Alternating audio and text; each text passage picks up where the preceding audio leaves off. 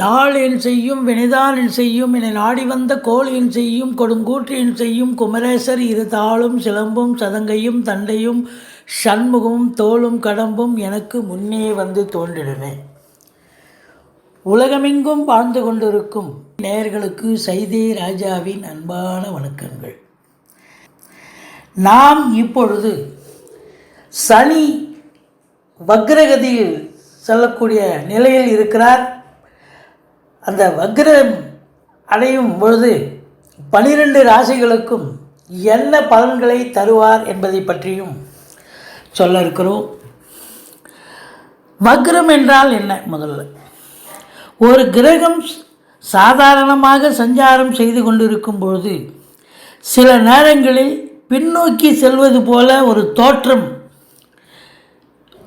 உண்டாகும். ஆக்சுவலாக பின்னோக்கி போவது என்பது எந்தெந்த காலகட்டம் அப்படின்னு நம்ம அதை சொல்ல போகிறோம்.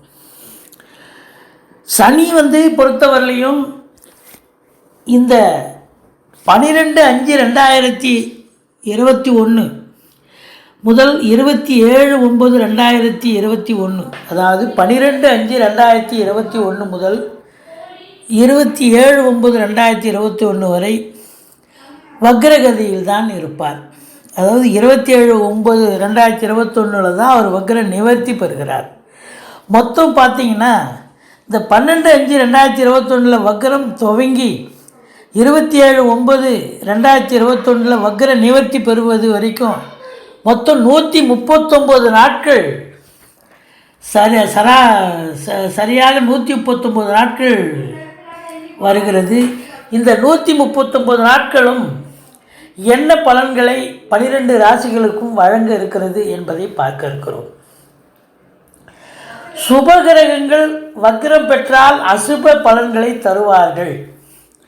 அசுப கிரகங்கள் வக்ரம் பெற்றால் சுப பலன்களை தருவார்கள். ஆனால் அசுப கிரகமாக இருந்தாலும் அவர்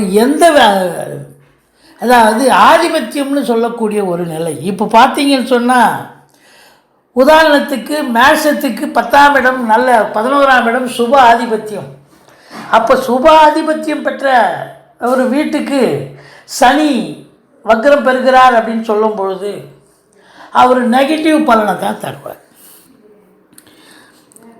சனி 5ஆம் இடத்துக்கு, அதாவது சனி பகவான் இப்போ மகரத்தில் இருக்கிறார். மகரத்தில் இருக்கும் சனி பகவான் திருவோண நட்சத்திரத்தில் சனி இப்போ வக்ரம் பெறுகிறார். திருவோணம் என்பது சந்திரனுடைய சாரம், சந்திரன் என்பது சனிக்கு பகை. அப்போது இந்த வக்ரமான காலகட்டங்களில் சந்திரன் சம்பந்தப்பட்ட காரகத்துவங்கள், 4ஆம் இடத்துக்கு ஆதிபத்தியமுடைய காரகத்துவங்கள், இதெல்லாம் கொஞ்சம் பின்வாங்கக்கூடிய, பின்னடைவு ஏற்படக்கூடிய ஒரு காலகட்டம் அப்படின்னு சொல்லலாம்.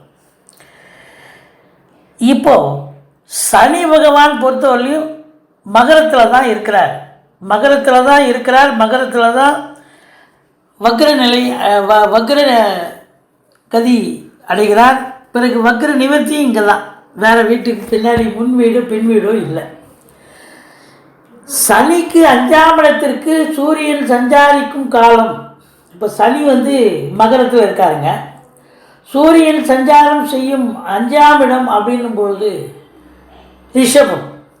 ரிஷபத்துக்கு வரும் காலம், அதாவது இந்த காலம் இல்லை, எப்பவுமே ரிஷபத்துன்னு சொல்ல முடியாது. சனிக்கு 5ஆம் இடத்துல சூரியன் வருவார். அது சனி எந்த வீட்டில் அடுத்த 2.5 வருஷம் பொறுத்து கும்பத்துக்கு போவார். அப்போ அங்கேருந்து 5ஆம் இடம்னும் போது உங்களுக்கு அப்போ மிதுனம் ஆகிடும்.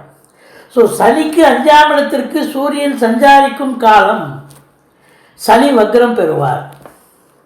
அப்போது சனி ரிஷபத்தில் வக்ரம் பெறுகிறாரா? ஆடி மாதத்தில் சனி உச்ச வக்ரகதியில் இருப்பார். 9ஆம் இடமான கன்னிக்கு சூரியன் வரும்பொழுது சனி வக்ர நிவர்த்தி பெறுகிறார். 9ஆம் இடமான. ஸோ இதுக்கு இடைப்பட்ட காலம் என்பது மொத்தம் 139, 139 நாட்கள்.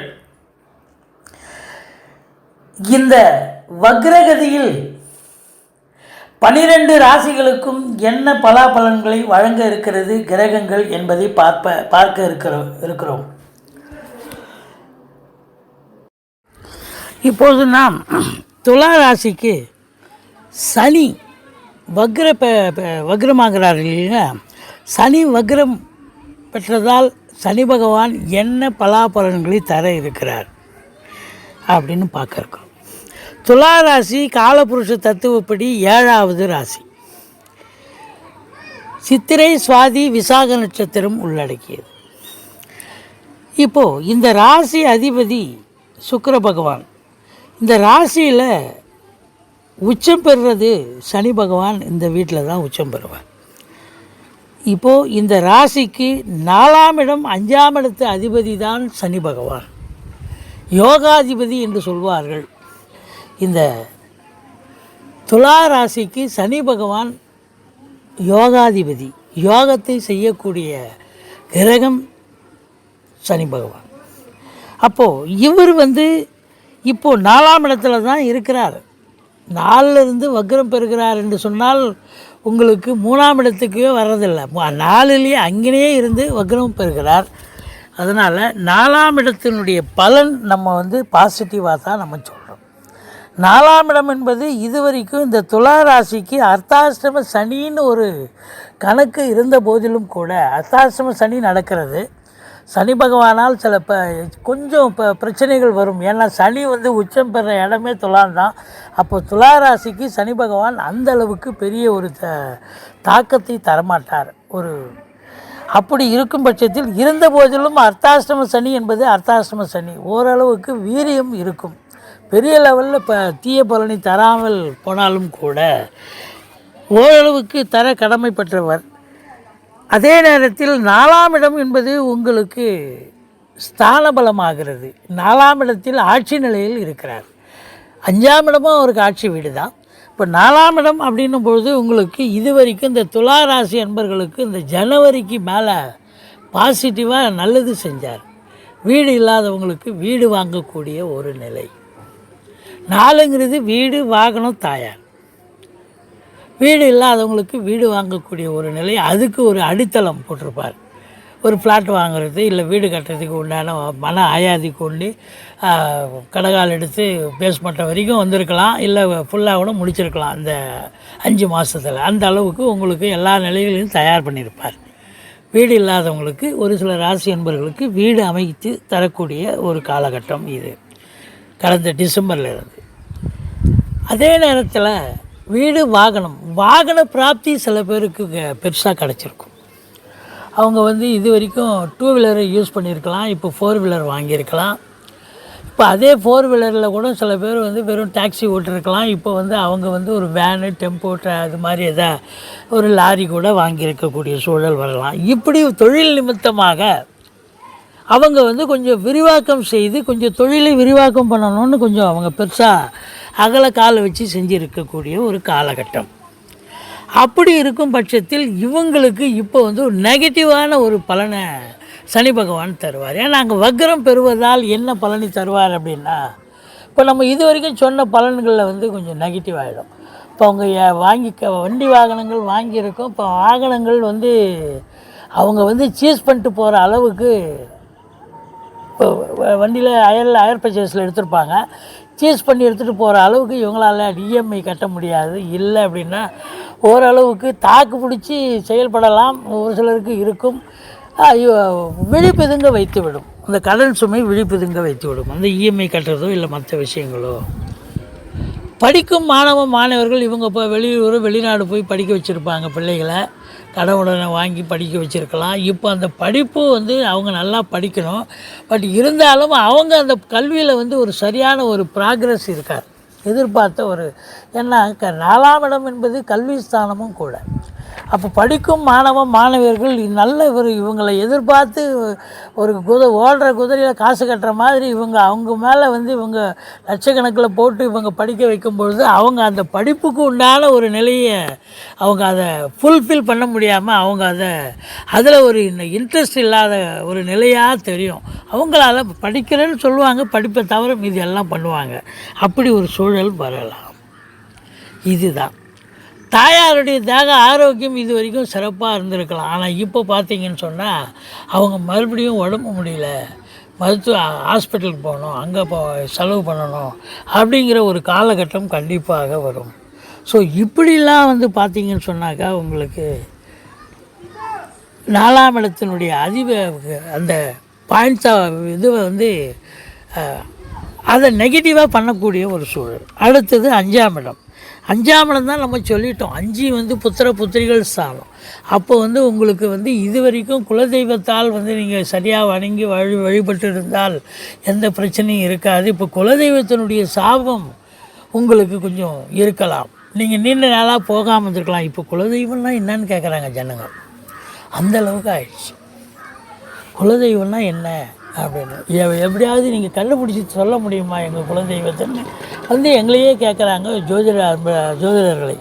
அப்படி இருக்குது இப்போ இருக்கிற நிலைமை. அதை பார்க்கும்பொழுது நமக்கே கொஞ்சம் இதுவாக இருக்குது. இப்போ 5ஆம் இடம் வீக் ஆகுது அப்படின்னும் பொழுது வக்ரம் பெறுகிறான்னு சொன்னால் அப்போ 5ஆம் இடம் பலம் இழக்கிறது. புத்திர புத்திரிகளுடைய நிலைகள் சரியில்லாமல் போகும். அவங்களுக்கு ஃபிசிக்கலாகவும் சில பிள்ளைகளுக்கு உடம்பு முடியாமல் போகக்கூடிய ஒரு சூழ்நிலை இருக்கும். இல்லை ஒரு சிலர் அவங்க டைரெக்ஷன் மாறி போயிருக்கலாம், ஒரு திசை திரும்பி வேறு இது ரூட்டுக்கு போய் அவங்களுக்கு நீங்கள் கண்காணிக்க வேண்டிய சூழல் இருக்குது, திசை திரும்ப வாய்ப்புகள் இருக்குது அப்படின்னு நம்ம சொல்கிறோம். அதே நேரத்தில் உங்கள் பூர்வீகத்தில் நீங்கள் வந்து சிறப்பாக இது வரைக்கும் கொஞ்சம் இதுவாக இருந்திருக்கலாம். இப்போ பூர்வீகத்தில் ஏதாவது ஒரு டிஸ்பியூட் பிரச்சனைகள் இருக்கிறது, அங்கே ஏதாவது பிரச்சனை, வரப்பு சண்டை, வாய்க்கால் சண்டை, பங்காளிங்க சண்டைன்னு ஏதாவது ஒரு பிரச்சனைகள் வரும் அப்படின்னு நம்ம சொல்கிறோம். இப்போ ஸ்தான பலத்தை பார்த்தோம். பார்வை பலம் அப்படின்னு எடுத்துட்டிங்கன்னு சொன்னாக்கா உங்களுக்கு 6ஆம் வீட்டை பார்ப்பார். 6ஆம் இடம் என்பது கடன், ரோகம், எதிரி ஸ்தானம். இப்போ ஒரு சிலருக்கு இது வரைக்கும் கடன் கட்டுக்குள் இருக்கக்கூடிய ஒரு சூழல் இருக்கும். ஏன்னா டைம் நல்லா இருக்கும்போது எல்லாத்தையும் ஈஸியாக நீங்கள் கட்ட முடியும், செலுத்த முடியும். இப்போ டைம் சரியில்லும் பொழுது உங்களுக்கு இந்த வெறும் கொஞ்சம் காசை வச்சு எதை செலவு பண்ணுறது அப்படின்னு ஒரு பயம் உங்களுக்கு ஏற்படும். குடும்ப செலவுக்கு வச்சுக்கிறதா, இஎம்ஐ கட்டுறதா, வண்டி வாகனங்களுக்கு மெயின்டெனன்ஸ் பண்ணுறதா, இப்படி சில பிள்ளைகளுக்கு படிப்பு செலவு வைக்கிறதா அப்படிங்கிற ஒரு நிலை வரும்பொழுது உங்களுக்கு கடன் சுமை விழுபிதுங்க வைத்து அசிங்கப்பட வைக்கும், அவமானப்பட வைக்கும் அப்படின்னு நம்ம சொல்லலாம். அதே நேரத்தில் அலுவலகத்தில் இது வரைக்கும் உங்களுக்கு எதிரிகளால் தொல்லை இல்லாமல் யோகமாக ஒரு நிலை இருக்கும். எல்லாருமே உங்களுக்கு சலாம் போட்டவங்க நீங்கள் மறைமுகமாகவோ இல்லை நேரடியாகவோ உங்களுக்கு எதிர்ப்பு தன்மையை வெளிப்படக்கூடிய அமைப்பு ஒரு சிலருக்கு ஏற்படும். ஏன்னா எதிர்ப்புகள் கண்டிப்பாக வரும். அடுத்தது கடன், ரோகம், எதிரி அப்படின்னும் பொழுது ரோகம் அப்படின்னு சொன்னாக்கா உங்களுக்கு உடல் ரீதியாகவும் சில பிரச்சனைகள் ஒரு சிலருக்கு வரலாம். உங்களுக்கே கூட உடம்பு முடியாமல் போகலாம். இப்போ ஒரு 50-55 வயசு அன்பர்களுக்கு, துளாராசி அன்பர்கள் இருப்பாங்க. அவங்க பார்த்தா ஓரளவுக்கு இப்போ கண்டிஷன் நல்லா இருந்திருக்கும், பரவாயில்ல மாதிரி இருந்திருப்பாங்க. இப்போ வந்து அவங்களுக்கு பார்த்தீங்கன்னு சொன்னாக்கா